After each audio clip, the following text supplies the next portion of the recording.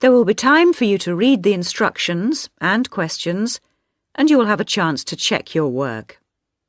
All the recordings will be played once only. The test is in 4 sections. Write all your answers on the question paper. At the end of the real test, you will be given 10 minutes to transfer your answers to an answer sheet. Now turn to Section 1. Listening, Section 1. You will hear a conversation between a travel agent and a customer. First, you have some time to look at questions 1 to 7.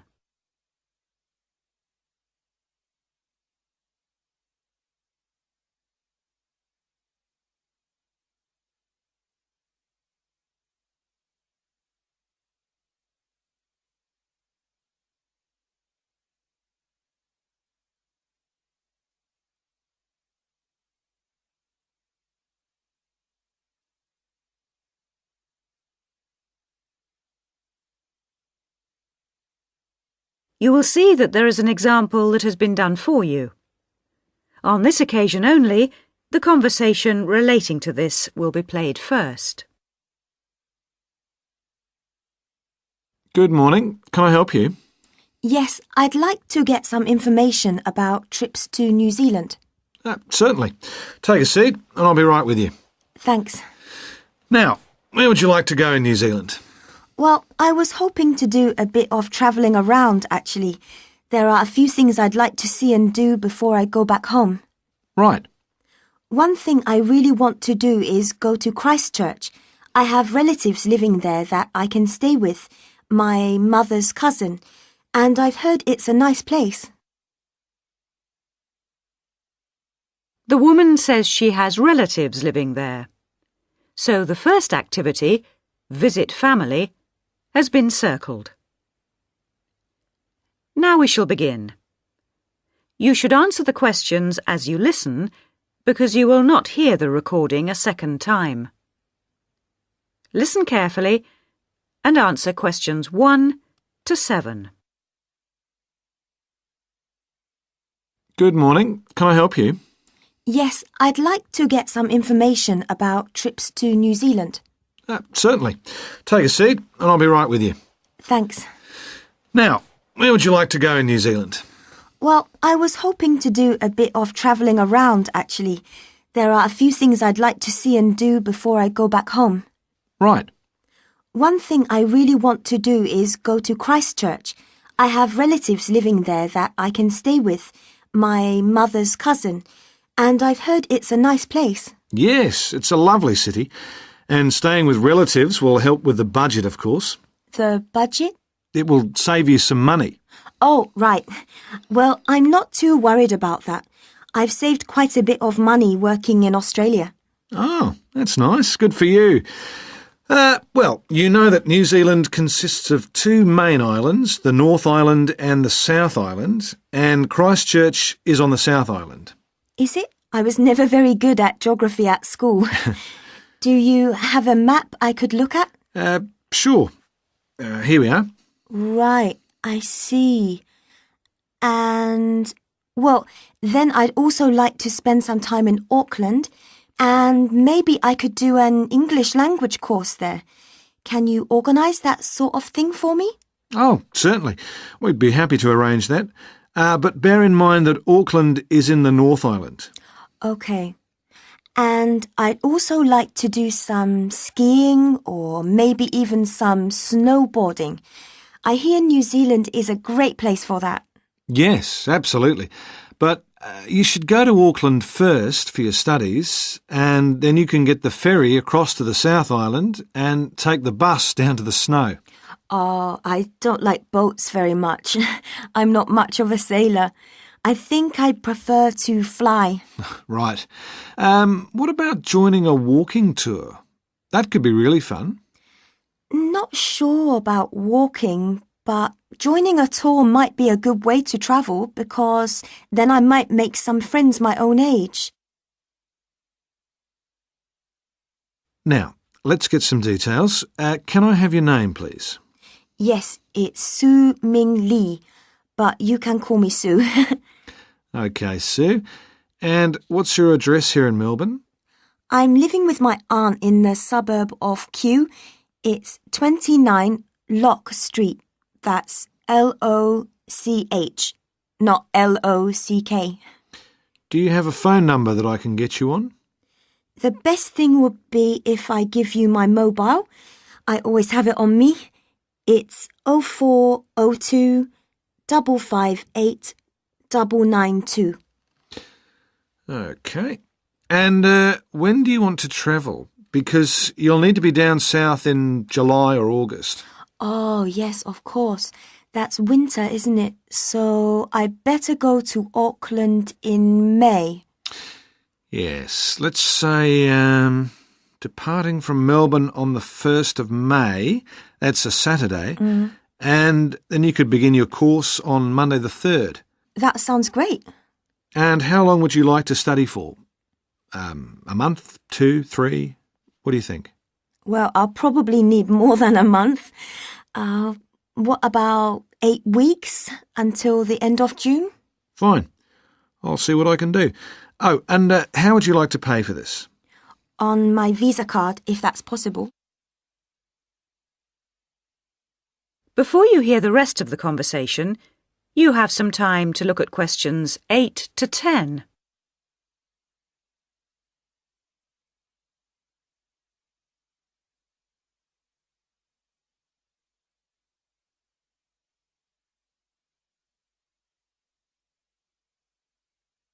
Now listen and answer questions 8 to 10. Hello, Sue. It's Angelo from Cosmos Travel here. I've booked your flight and I've found you an English college called the Harbour Language Centre. Great. Where exactly is that? Well, have you got that little map I gave you yesterday? Yes? You see where the harbour is with the 3 wharves and the water? Yes. Got that? OK, there are 2 parallel streets. Quay Street, that's Quay, and Customs Street. The building where the college is located is on Quay Street, opposite Prince's Wharf. Right. Got it. And what about accommodation? Well, I've booked you into a hotel for the first 3 nights, and then the accommodation officer will find you a family to live with. Good. And where's the hotel? It's a short walk from the college, on the corner of Queen Street and City Road. Which corner exactly? On the left-hand side as we're looking at the map. OK, near the little park. Yes, that's right. And what about a good bookshop? I'm going to need to buy a dictionary and some English books. Yes, well, I believe there's a really good language bookshop on the corner of Customs Street and Queen Street.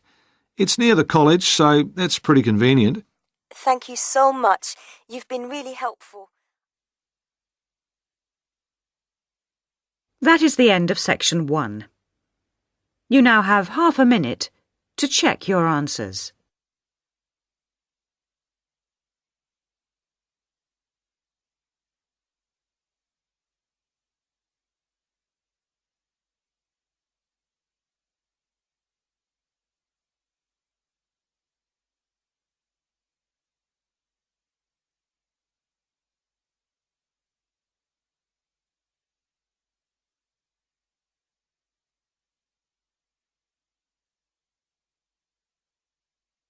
Now turn to section 2.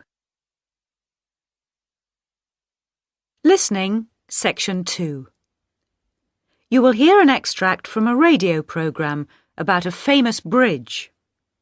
First, you have some time to look at questions 11 to 18.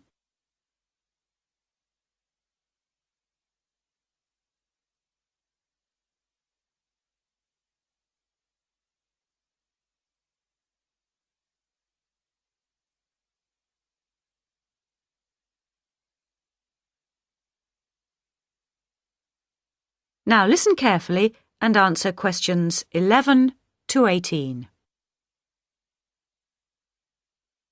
The Sydney Harbour Bridge is nearly 3/4 of a century old, and to help celebrate this important occasion, our reporter Sarah Chambers has compiled this brief history of her favourite bridge.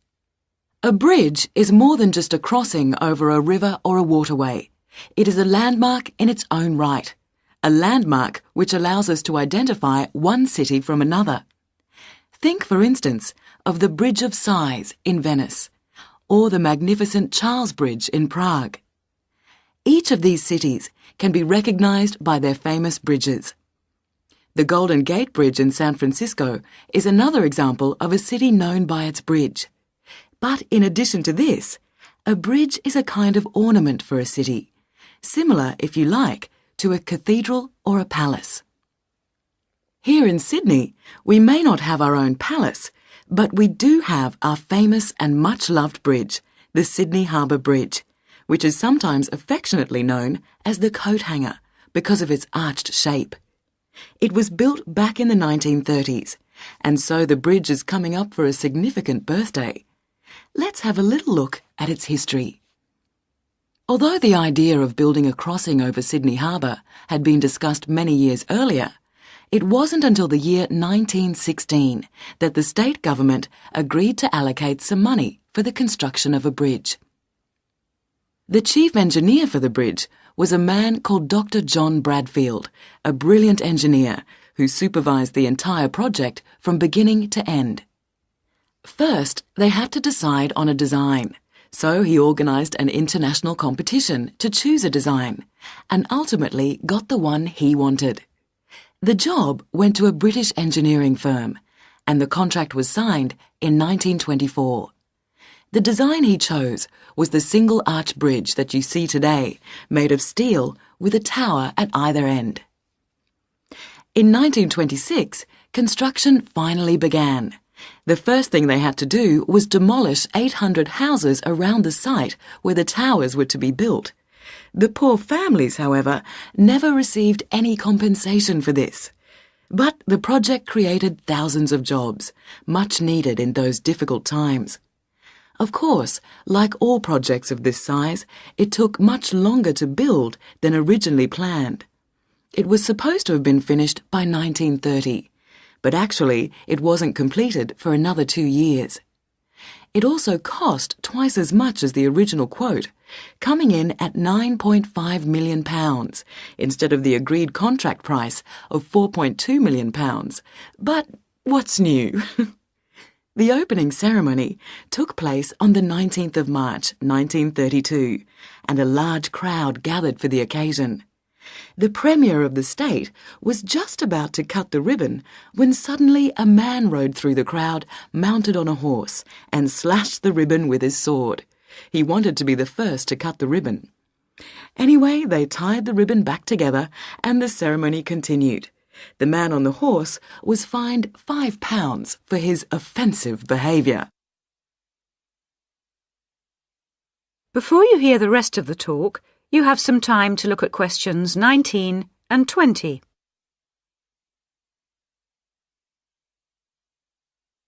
Now listen and answer questions 19 and 20.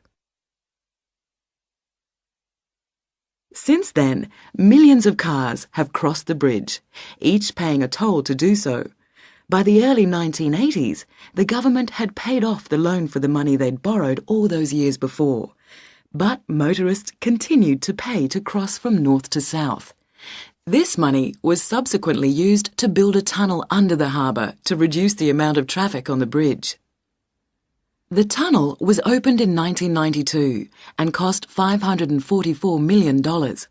It is 2.3 kilometres long and is equipped with all the latest technology, including closed-circuit television to monitor any problems. And it has most definitely reduced the load on the bridge, as it carries around 75,000 vehicles each day, which would otherwise have to use the bridge. And it's apparently strong enough to withstand the impact of a ship or even the impact of an earthquake. The tunnel has been a welcome solution to Sydney's traffic problems, but of course, a tunnel could never compete with a bridge as a landmark for any city. So let's wish the bridge a very happy birthday. That is the end of section 2. You now have half a minute to check your answers.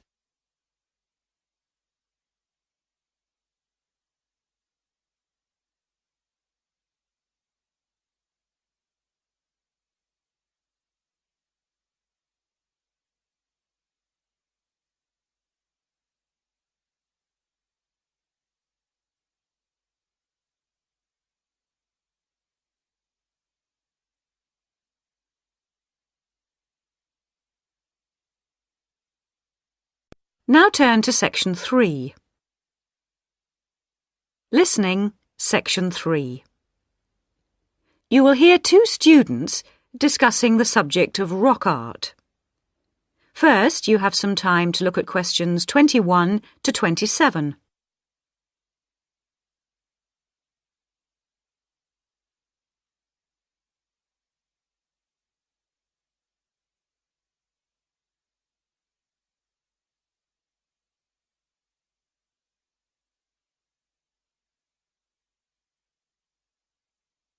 Now listen carefully and answer questions 21 to 27. Hello, David. Oh, hi, Mia. Sorry I'm a bit late. Oh, no problem. Thanks for agreeing to help me with my assignment today. I really needed to go over it with someone. Sure. You were going to talk about European rock art, weren't you? Yes, the rock drawings in the caves of Lascaux in western France. Oh, fantastic. Over 13,000 years old, I believe. What sort of drawings are they? They're drawings of animals on the whole, but you can also find some human representations, as well as some signs. There are roughly 600 drawings at Lascaux. Really? Were they mostly pictures of bulls? Well, no, actually. The animal most depicted was the horse. Have a look at this graph. It shows the distribution of the different animals. You see, first the horse, and then, after that, a sort of prehistoric bull. Oh, OK. That's interesting, isn't it? And the third most commonly drawn creature was the stag. There were some other animals, but these are the main ones. What are the drawings like? I mean, what sort of style? Well, the bulls are depicted very figuratively. They're not very realistic. They're very big by comparison to the other drawings of people and signs. They appear to be almost three-dimensional in some cases, following the contours of the cave walls, but of course they're not. Amazing. Perhaps they felt these animals were the most impressive and needed to be represented like that. Yeah, maybe. The drawings of humans, by contrast, consist of just simple lines, like the stick figures my little sister draws. Perhaps humans were seen as less important. Perhaps. What about the signs? How did they draw them? There doesn't appear to be much evidence of signs, and those that have been found are usually made up of little points. Rather like Aboriginal art from Australia. Yes, something like that, but not as complex, of course. So, apart from the bulls and horses and stags, were there any other creatures depicted? In 1 or 2 chambers you do find pictures of fish, but they're quite rare. What sort of size is the cave? It must be quite large to have that many pictures. Well, it's actually a number of interlinking chambers, really. Here's a map showing where the different drawings can be found. Oh, good. Let's have a look at that. The first 20 metres inside the cave slope down very steeply to the first hall in the network. That's called the Great Hall of the Bulls. Here. OK. Then, off to the left, we have the Painted Gallery, which is about 30 metres long and is basically a continuation of this first hall. But further into the cave. Exactly. Then we find a second, lower gallery called the Lateral Passage. This opens off the aisle to the right of the Great Hall of the Bulls. It connects the next chamber with an area known as the Main Gallery.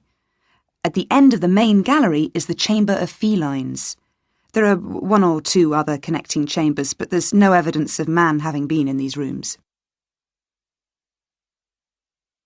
Before you hear the rest of the discussion, you have some time to look at questions 28 to 30.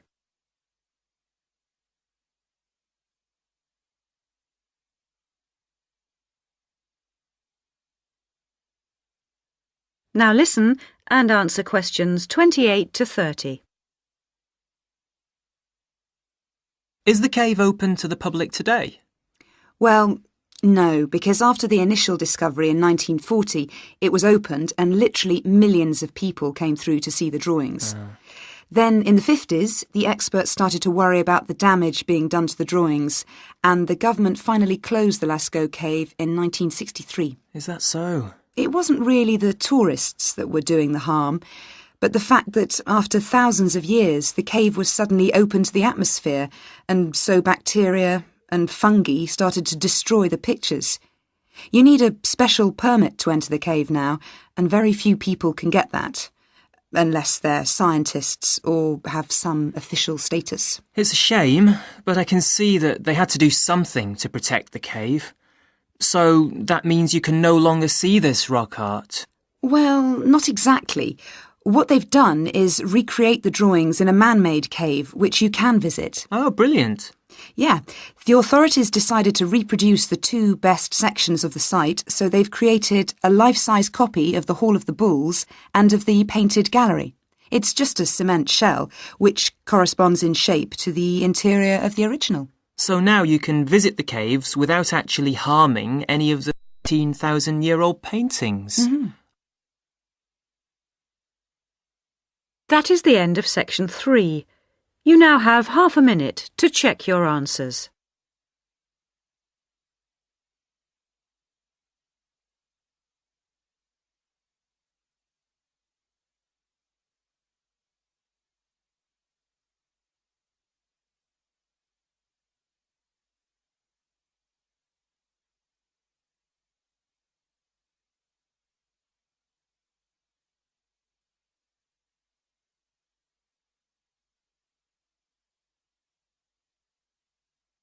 Now turn to section 4.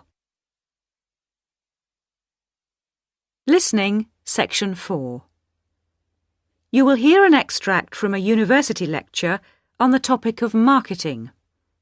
First, you have some time to look at questions 31 to 40.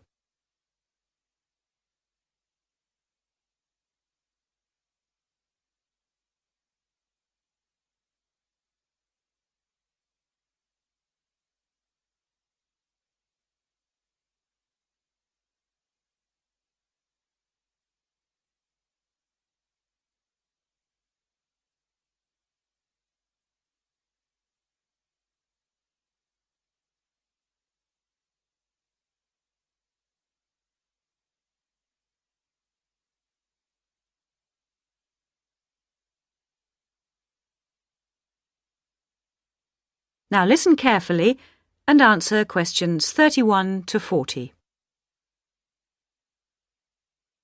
Last week we looked at some general principles associated with marketing, and today I'd like to look at some of those points in a little more detail. So, what is marketing? Or put another way, what does the term marketing mean? Many people think of it simply as the process of selling and advertising. And this is hardly surprising when every day we are bombarded with television adverts, mail shots, and telephone sales. But selling and advertising are only two functions of marketing. In fact, marketing, more than any other business function, deals with customers. So perhaps the simplest definition is this one. Marketing is the delivery of customer value and satisfaction at a profit. In other words, finding customers, keeping those customers happy, and making money out of the process. The most basic concept underlying marketing is the concept of human needs. These include basic physical needs for things like food, as well as warmth and safety. And marketers don't invent these needs. They're a basic part of our human makeup. So, besides physical needs, there are also social needs, for instance, the need to belong and to be wanted. And in addition to social needs, we have the need for knowledge and self-expression, often referred to as individual needs. As societies evolve, members of that society start to see things not so much in terms of what they need, but in terms of what they want. And when people have enough money, these wants become demands. Now, it's important for the managers in a company to understand what their customers want if they're going to create effective marketing strategies, so there are various ways of doing this. One way at supermarkets, for instance, is to interview customers while they're doing their shopping. They can be asked about their buying preferences, and then the results of the survey can be analyzed. This provides reliable feedback on which to base future marketing strategies. It's also quite normal for top executives from department stores to spend a day or two each month visiting stores and mixing freely with the public, as if they were ordinary customers, to get an idea of customer behavior. Another way to get information from customers is to give them something. For instance, some fast food outlets give away vouchers in magazines or on the street that entitle customers to get part of their meal for nothing. As well as being a good way of attracting customers into the restaurants to spend their money, it also allows the managers to get a feel for where to advertise and which age groups to target. Another strategy employed at some well-known theme parks, such as Disneyland, is for top managers to spend at least one day in their career touring the park dressed as Mickey Mouse or some other cartoon character. This provides them with the perfect opportunity to survey the scene and watch the customers without being noticed.